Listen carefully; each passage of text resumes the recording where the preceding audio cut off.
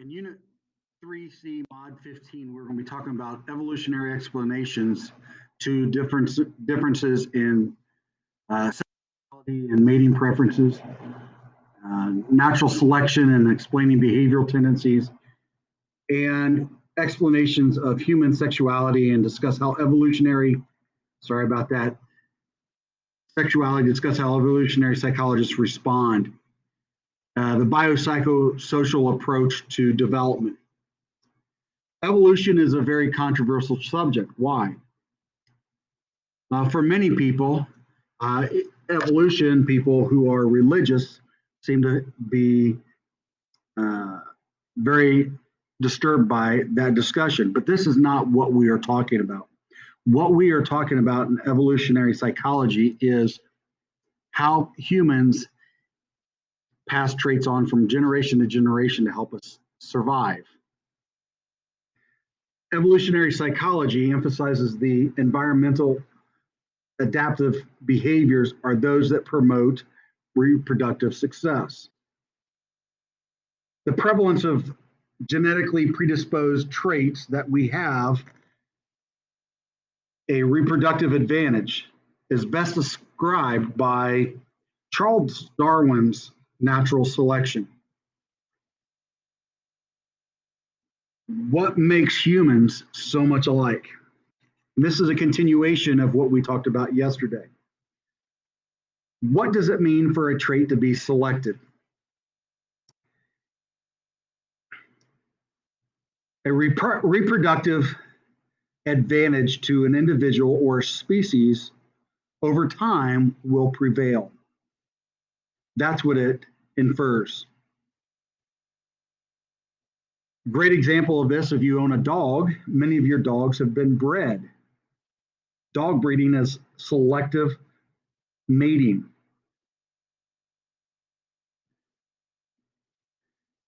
Evolutionary psychology is about how environment and genetics interact, leading to changes in genetics to fit the environment. Part of that is this idea of mutation. This is a random error in a gene replication that leads to change. So our biological and behavioral similarities can be linked to our, what we talked about in this past unit, or mod, is our human shared genome. Over generations, natural selection develops what we call that human genome. So this slide is about Charles Darwin's basic principles of evolution.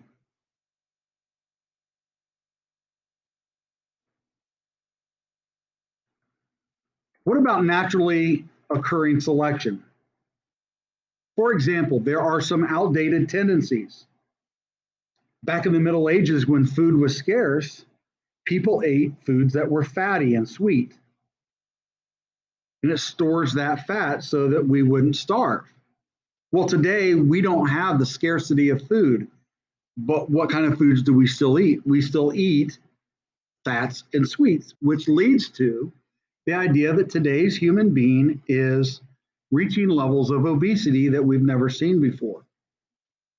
So tendencies that we used to have that helped us survive are not necessarily needed to today, but we still see those behaviors existing.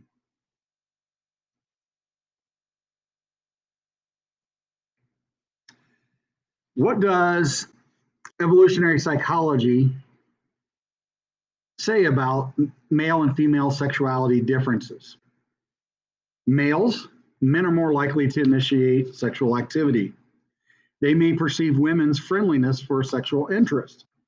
And that's why a lot of times men get into trouble in social interaction is when a woman, for example, is being friendly, the guy typically thinks that, oh, she's kind of liking me, or she may be coming on to me. And so misunderstandings occur because of that. Females, tendency towards tall men with slim waist and broad shoulders. They may prefer men who are mature, dominant, and bold. Studies indicate that men desire sex more. Men think more about sex. Men initiate sex more. And men will sacrifice more to obtain sex. All this leads to misunderstandings of, like I said before, friendliness means flirting. So understanding men and women in this perspective enlightens some things that we need to understand. Men approach sex recreational, women relational. What does that mean? Men view sexuality as an activity. Women will engage in that activity many times only after they've developed a strong relationship where they feel that they are loved, and so therefore engage in that activity. So what are the male selection differences? Mate selection differences. Men prefer younger, more fit. Why?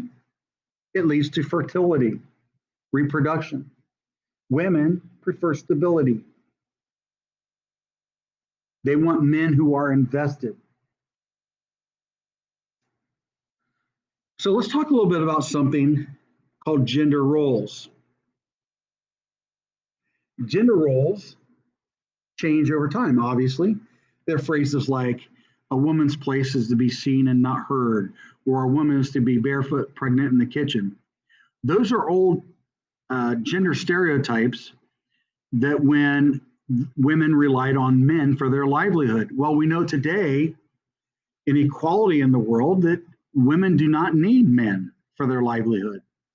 And so, therefore, those gender roles are changing over time. You have men who are now staying at home raising their children because the spouse, who is a woman, may have a better job and making more money. So, gender roles change over time. And that is an evolutionary psychology understanding.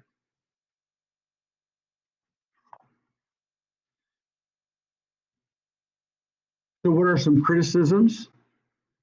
There are a lot of criticisms about evolutionary perspective on sexuality. They start with the effect and then they work backwards to explain what happened. They try to explain today's behavior with decisions made years ago of men were the hunters and the women were the gatherers and so forth.